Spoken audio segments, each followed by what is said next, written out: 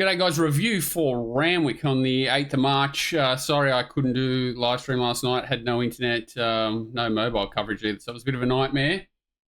But we got off easy really, considering most, or a lot of people still don't have power. So, yeah, Randwick is weird. We sort of got a bit nervous when they put a couple of mils of water on the Friday afternoon and there were showers around, but the track played really well.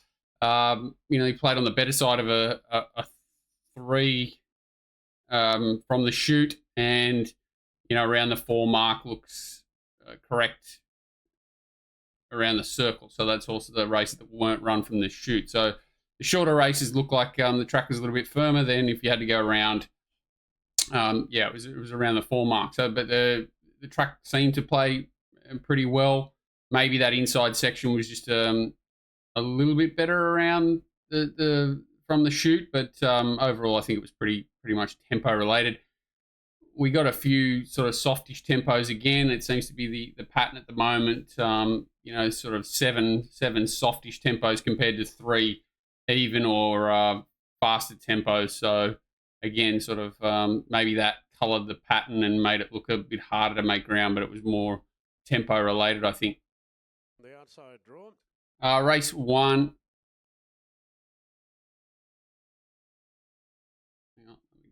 Here.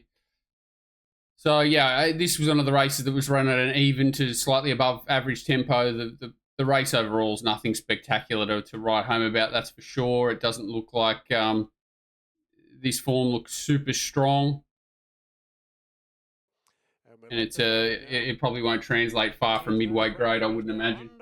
Missile Seeker bombed the start. Its last. Hell's jump well. Being sent forward pretty swiftly now. So Prometo ends up rolling forward from the outside gate and takes up the running. Now Prometo drawn wide out, handlebars down. Prometo's looking for the lead. Noble Soldiers handy touch at Navy. Highly complex sheets here. Pocketing's grabbed a good spot right. The winner does get a little bit keen. It's in the Yulong colours, running about 6th there. Pocketing. Rush Hour, it was a good again from behind at Rush Attack. It comes off its back and they come with a run together. The leader holds on and runs 3rd. It kind of looked like the fence might be really good at this stage, but the leader is a very good horse, carrying big weights in these midway handicaps. Just sort of hasn't fulfilled his early potential, but there wasn't a lot to it. Burn and Win was okay. First start for the new stable. Transferred from the Ed Cummings stable in good form prior to that, so no surprises there. I didn't think anything else did anything too exciting. Hell's ran okay. That's it coming down the outside here. He's sort of in peak form now. I think he's pretty limited horse, and this is kind of his level. But yeah, sort of pocketing one from the outside, Rush Attack down the outside, Burning Wind coming through the inside, and Prometo hard on the fence after leading up. Noble Soldier got squeezed out late, probably should have finished a bit closer, but there's nothing else too exciting back in the pack there to report. I didn't think. A pretty nothing race to open the day. I'm just going to turn this off so that I don't get distracted. I'm easily distracted, ADHD lunatic. But that was race 1. Yeah, I didn't think there was anything too exciting there. The first few across the line will probably measure up in similar grade to this, but they're not horses you sort of want to jump out of a tree to back either. Missile Seeker went okay, ran some fast sections again, but just doing so much wrong and having to come from back in the pack's really playing against it. Second race, Fireball Stakes. It was kind of, I thought, putting it, if you want to put it harshly, I thought there was a lot of bad rides here, and they really slowed up from the 800 to the 600, and I thought it was against a lot of the horses' chances. It was a very strange race, and it just seemed like a lot of the riders went out with preconceived ideas and really rode to tactics that they'd formulated pre-race, and then a few things changed at the start, and it was a really weird race. So probably go back a little bit in this case to the actual start, because I think what caught everyone off guard, number one, is take the Flying for Fun in the middle here, missing the start. You can see Zaitung really jumped well, and so did Yoshinobu. And I think, I don't want to put this the wrong way because I don't want to sound harsh, but this is the difference between a good rider in peak form and making decisions on the fly. I know this horse is first up, and a jockey that's gone out with a preconceived idea that the race is going to be fast run, we're going to just ride it back. One squeeze, Zaitung, I think, would have ended up outside the leader here.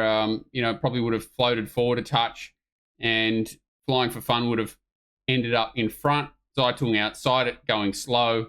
And drifting sort of here was the other horse that was likely to put a bit of speed into the race, didn't either. So I was surprised that McDonald on Yoshinobu didn't capitalise on its, wide draw and roll forward and take up that position. He sort of gets lost as well. I think the leader goes too slow, and that's against its chances. And even the eventual winner looks to have got full control here and then wants to give up the front. So he sort of restrains to give up the front when he's not going fast at all. It works out for him because the leader ends up going too slow and he gets the nice run through and wins. But yeah, if you can kind of get where I'm coming from, I thought all of them were pretty steady rides. Catch the Glory, can't really. It's a backmarker, one-dimensional horse. But yeah, sort of restraining drifting, I think, was against it. Restraining this horse once it gets to the front after missing the kick. You can see where he's coming from, trying to conserve energy, but I don't think it was the right thing to do for the horse's racing style. And Yoshinobu sort of gets caught in no man's land and dragged back, and then Zaitung ends up back here. So these two horses probably had the opportunity to take up the position that Take the Rap's got, and instead they're back here pulling in a ridiculously slowly run race where they've dropped out the anchors here big time. So as you can see, all the horses are really fighting their riders here. Drifting hasn't really settled at any stage of the race. Yoshinobu the outside. And then now they've got to wait. So he's lucky, Tommy Berry, that he gets the run there nice and early. He can build up his revs and out sprints them. And he's sort of the only real challenges. You've got sort of one pace fast horses, I'd call these ones, especially Flying for Fun and drifting. Their pace is their best asset, whereas these are sit sprinters. Yoshinobu is a little bit of a mix in between. So that was another reason why I thought it was strange that he didn't roll forward. But Catch the Glory is not a bad effort from the back against a slow tempo, but it really does have a nice little turn of foot. And get some black type, which is nice for it. Catch the Glory, well done to that crew. The winner was good, fair enough. The second horse, who said it was okay, but was gifted the race, just one-paced horse. If it had been allowed to flow a little bit further, faster in front, I think it would have been harder to get past. Yoshinobu was just a pass mark first up, but a very steady ride from J-Mac, and Zaitung was given a barrier trial. So, yeah, I'd treat it as a barrier trial for Zaitung. Just a pass mark for Yoshinobu. That's as good as Catch the Glory can go.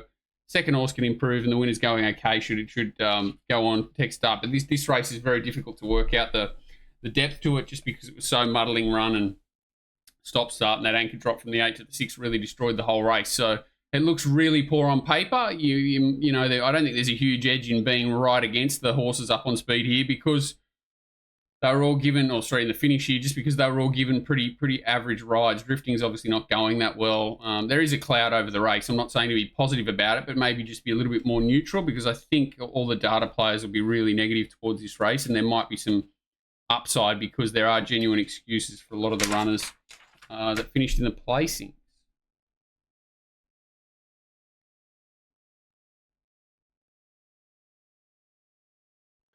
Tim Clark in the saddle. Ready now for the Riesling. Race 5, the Riesling. All right, sorry, this is race 3, the Riesling. So this race, they pretty fast tempo. They actually go quick. Belmo C sets a fast tempo in front, and then obviously not all is well with her. She's, I don't know what's going on with her, but she's not at her best. Racing now. So I think that's Tupakara ends up jumping in front. So Tupakara, Inca, Runa, tempted, goes back. Savvy Halley, I don't know whether the plan was to go back or not, but she just misses the kick, gets squeezed up and goes back anyway. Nothing you can do about it now. Maharuna drawn the inside here, gets a nice run. And Nullarbor, Jane began really sharply. So yeah, they're keen to sort of grab hold on the two. I think they're Nisham runners, both of them. No, they're not. This one's Friedman and Nisham. Same colours. It's the Kia Aura Syndicate, whatever it is, not with in partnership with someone else.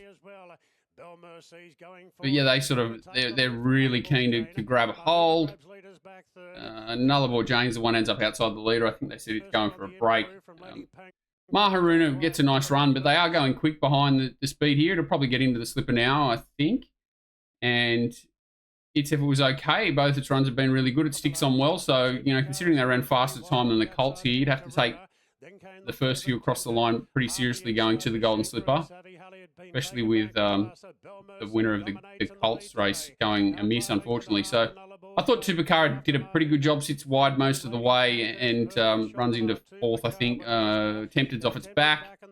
Strong filly who, you know, we've seen a few times. She was very unlucky at Rose Hill 2 starts back, then was very, very unlucky in the Blue Diamond, which we've seen the form hold up really well. So she's probably the leading contender, you know, arguably starts favoured in the slipper off this. Inkaruna, I thought was not really right error, just very unlucky that he sort of eases at the start and ends up in this really awkward spot in Karuna and gets dragged back, and Tempted ends up outside him with all the momentum. He really has to wait for them all to go before he can get going. It wasn't really his fault. It was just the position he fell in after being a little bit negative early. And the horse down the outside, Savvy Halley, did a pretty good job too. I don't think this is her go being ridden off speed. I think she'll be a better horse, sort of ridden a bit closer. Maybe doesn't have quite the turn of foot, but she certainly looks strong. She keeps coming to the end of the race. So, yeah, I think this form, obviously the pace was set up by Belle Merci, but I think this form looks pretty good. Mahuna sat up on Mahuna sat up close to the speed and ran very well. Tempted sat off the speed and ran well.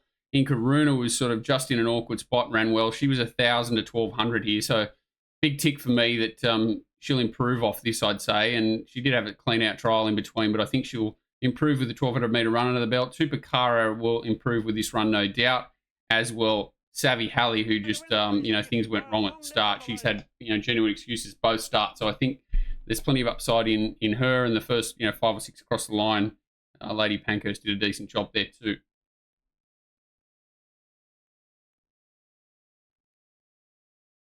Todman Stakes here, they don't go anywhere near as fast. A very sedate tempo to the 800-metre mark. They quicken from the 8 to the 6, and then they really come home only in even time. The race overall is not great time. So there's a bit of a cloud over the race in comparison to the fillies race, times-wise and quality-wise. And then you've got to factor in the fillies are going to get a couple of kilos off these horses in the grand final as well. But, yeah, at the start, Buffalo does his thing and misses it.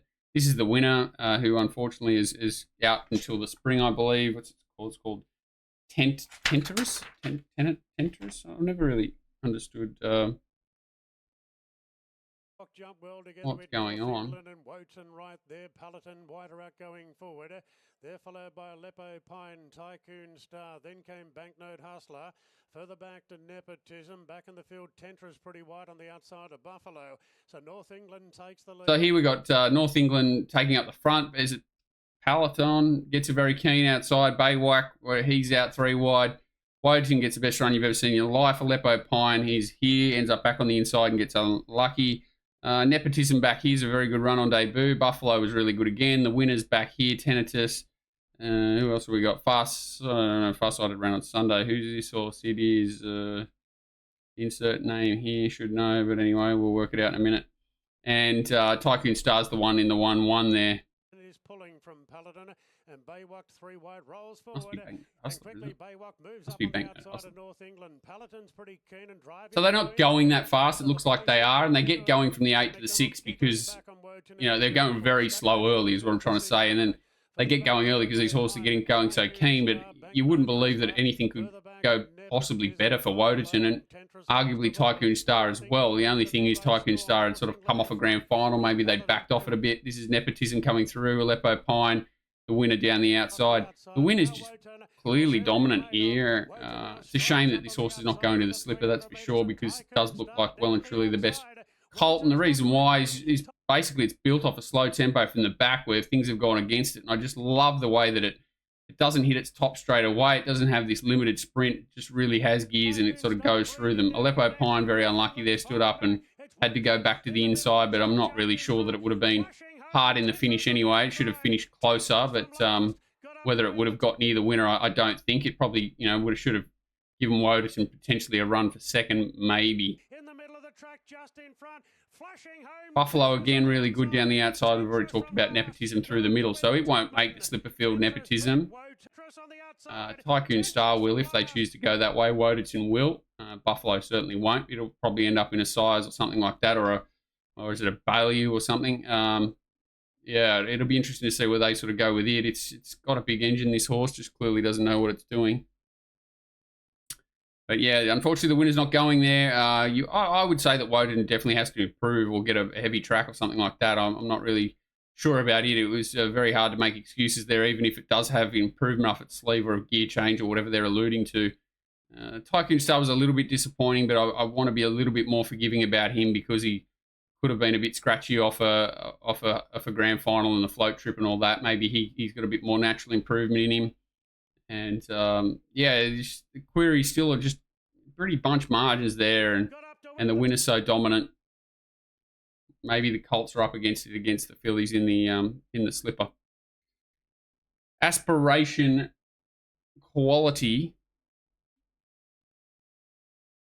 Slow run race here. They basically hand the winner the victory. It was an ugly looking race on paper with not a lot of horses well set up or ready to peak. The horse that probably stood out form wise was Mare of Mount Buller, but always likely to be back in the pack, and she missed the kick and ends up in a horrible spot and faced an impossible task.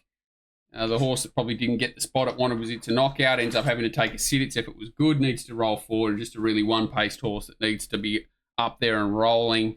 But did run well here. No real excuses for anything. Be Real ran well.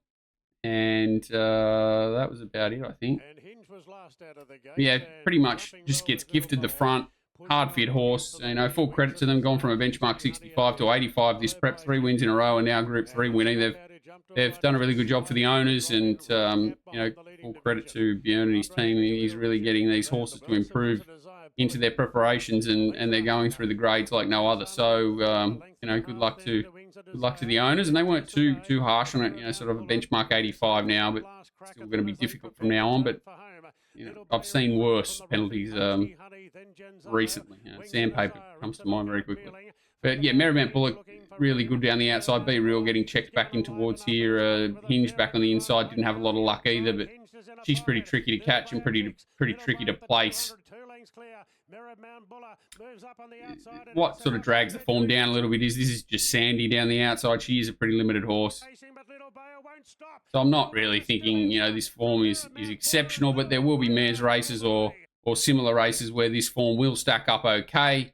And, the winner's obviously flying, going to be very hard to place now benchmark-wise. Second horse flying, similar task, maybe a little bit more ground. She'll be very hard to beat. Same for the third horse, should measure up to this sort of grade without trouble. Be Real wants further, but maybe needs another run under the belt to get out to 2,000 metres. And, they're probably your main players. Hinge was a bit unlucky, a bit of a forgive, but she's tricky to catch. That's enough time on that race. Challenge Stakes Race 6. Here they go a very steady tempo in front. Quicken a little bit from the 8 to the 6 and then quicken right up late. Winner's just got the best turn of foot, really. It was a shame. I thought Komochi would be very hard to beat here, but just sort of get squeezed out there at the start. That was Komochi in the green, in the Yulong colours here, just getting squeezed out here. And I just hope she landed somewhere sort of similar to where Save the Beat Boys does. I was hoping she'd be sort of right behind the leaders, which would give her a right chance to sort of pull around and build a rev. She's not a horse that can sprint off a dime, and once she's back in amongst the pack, I thought she did a good enough job, like as well as she possibly could from the gate. She's just not a sharp sit sprinter, whereas Jetabil really is, has that turn of foot. And you can see the difference here in one position in the run, sort of Kalos versus Jetabil. Kalos is forced to go back and around them, whereas Jetabil gets the beautiful run through. Great ride to sort of find that position. It looks like there's no spot there, especially when IME's trying to find the same sort of run, but he perseveres and gets that run. And, whilst Komochi looks a fleeting chance for a minute, there's definitely a superior turn of foot from Jetabil, who really can let down for 100 or 200 metres. If they went another 100 or 200 metres, I think that Komochi would definitely round that horse up. But, really ridden to its strengths, great ride. Everything that could go right did go right, but still a good performance. Time good off a slow tempo and good merit in the last section. So no fluke to the win. It can do something similar in a similar race. You would think Komochi would sort of progress to a 1,200 metre race, something like that, and be far harder to beat. Sort of 1,100 metres, I think's her go.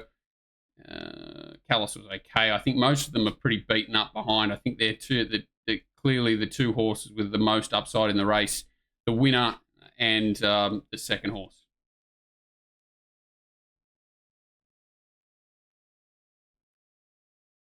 Randwick Guineas, we got the ride we wanted here. They do quicken up nice and early, which is interesting. Yeah, obviously, no one expected Tenbury Wells to set a fast tempo, I don't think.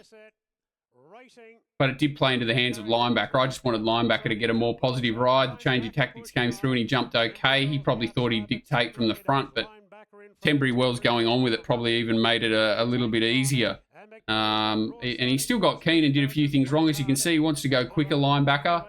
And they aren't dawdling. They're going along quickly, and they do sustain that sprint out from the 800 even harder. And it's hard to argue the broadsiding didn't get the right run here. Swift Falcon sort of has to come wide a little bit earlier. Aliana gets a nice run too. So I think they all had their chance, sort of second, third, fourth. But the winner was just too good. And I don't understand why it didn't get any friends in the betting. Its runs have been incredible, given absolutely none at its last start. And then, look at him here. He's strong to the line. I can't really make a case for anything being unlucky against him here, and I can't see why he wouldn't have similar improvement to these sort of horses going forward. So if he ends up in a Doncaster or something like that, I think he'll run really well. I think Swift Falcon will too. I read that Aliana is going to go to the Vinery potentially next start and go up against Treasure of the Moment. That'll be a great clash. I'm a big Treasure of the Moment fan, so I'll be interested to see how that one works out.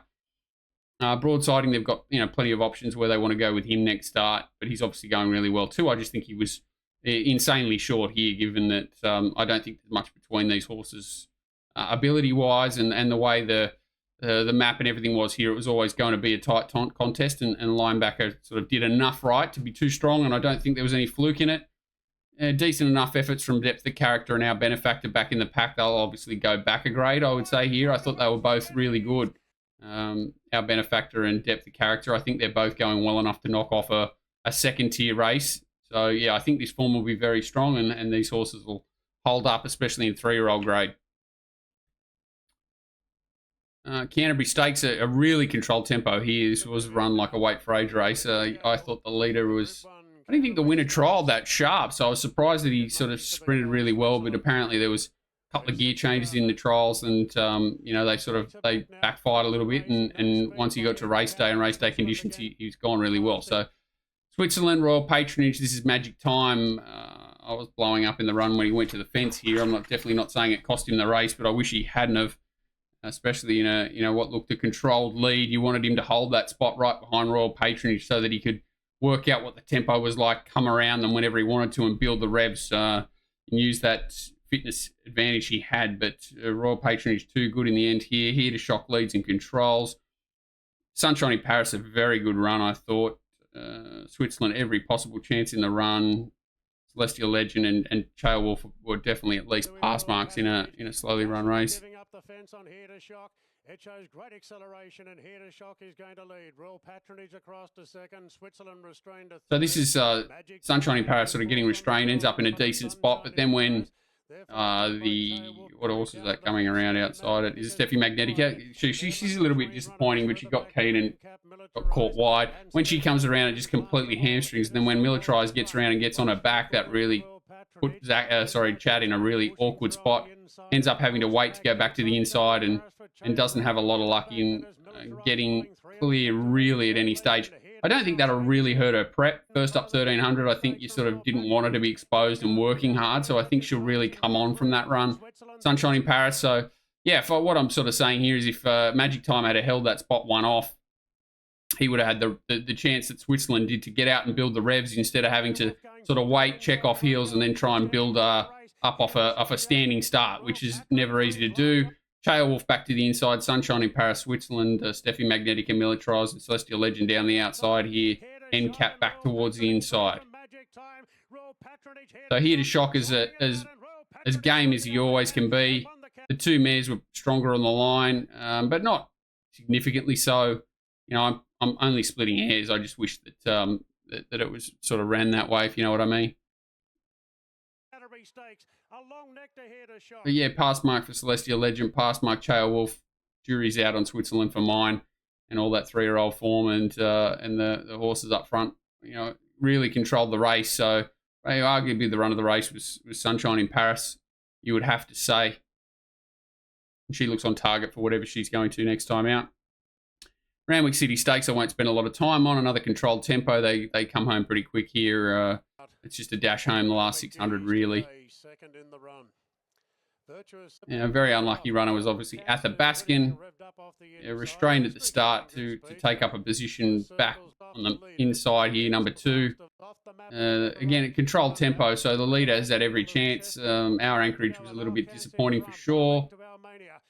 Asterix only playing. Zachariah and Athabaskan arguably look like they're probably a run short of their peak, so this run should bring them right on. But yeah, Athabaskan never really got out of second gear. I don't know why he didn't really try to get to the outside at any stage. He just sort of commits to an inside run here and then never looks to do anything else. So, you know, they're sprinting home too quick that the gaps are very unlikely to open up, and you know, they just didn't. So, you know, no luck for Athabaskan, but that's 2 runs back that have been really good. Not much between these horses, you can see. Hard to knock the winner. He's first up, even though he's controlled the race. He's first up, and they all had their chance. Warmonger was good down the outside. Good to see him sort of return to form, and he found a nice position here where he could sort of roll into the race behind that slow tempo. So no excuses for him by the same token, but still good. Valiant King was good. Even I thought Virtuous Circle was just given a complete barrier trial back in the pack, and I thought its run was pretty good first up too. So Virtuous Circle could come to hand pretty quickly. Zachariah will peak off this. Athabaskan will peak off this. Most of these horses will end up in a similar race. I think we've spent enough time on it. And then the last's a bit similar, unfortunately. It's just a steady run race. They sprint home quick. Commemorative out sprints them down the outside. Not too many excuses. Junquera was really good. Lekfart was fine, just given a negative ride and allowed to breeze home. Arctic Glamour was the unlucky story in the race, if there was one. Clear Thinking was a little bit plain, I guess. Forced back a bit early, and the tempo is average, but Junquera is certainly stronger than it late. And Commemorative caught in that mid-wide position, but luckily sort of got the bum of Kundalini, which saved her bacon. She probably prefers a 3-wide trail than being bottled up like she was last start. Clear Thinking gets on its back. She's an A-lister, has an issue. I think was 2 out of 5 lane. Arctic Glamour back towards the inside there. Springly and these horses were just completely outrated late. Big strong filly. She just she got the condition she likes here, and Outback Mist was good as well up the inside. This is Arctic Glamour just going to the line hard held pretty much. Yeah, not much between a lot of these horses. I would say there's not a lot of improvement in Outback Mist. She's sort of at the top of her game. Commemorative can knock off a similar race like this. She's in great form, and she should go to her peak next start, arguably. Arctic Glamour is just a good horse. She just needs a few things to go her way. Junquera is absolutely flying. Probably, I'd still prefer to see her go back a step rather than up a step. I don't trust her fully. Clear Thinking, the same. She probably needs a similar race with a better draw and everything to go her way, or just come back a little bit. And that's about it. But yeah, I think the 2-year-old races and the sprint race, I think this form will hold up over the next few weeks. Maybe not at the top line, sort of your Jetabil race, but a horse like Komochi could come out of that and step up. The linebacker race will certainly, I think it'll hold up in a race like the Doncaster this year. I do. I think a few of them jump in there down in the weight. So yeah, I think there'll be some dangerous horses to come out of the Randwick Guineas into the Doncaster. The Canterbury Stakes will feed a lot of races, as will the Randwick City Stakes in the last. So yeah, this is a stepping stone meeting to a lot of good races over the next few weeks. And, I think because there was some, sort of slowly run and some weird things happening in a few of these races, I think there's a fair bit we'll get out of it. So, hopefully I've helped you out a little bit there and try to talk it through just my thinking and not just, sort of where the horse can go, why they may be perceived to be positive, negative targets next start, and what we can sort of get out of them. So hopefully you're getting that out of it too. And usually this is Monday nights on the Kick stream. So I try and do these live so everyone can ask their questions. Obviously this week didn't go that way. But any questions or anything, just shoot them through to me. I'm pretty easy to find on Twitter, or obviously, throw a message below on these videos anywhere. I usually monitor most places. So, anything I can do to help in any way, I'm usually not far away. So cheers, guys. Thanks for all your support on the Kick streams and with these videos and things. It's much appreciated. Later.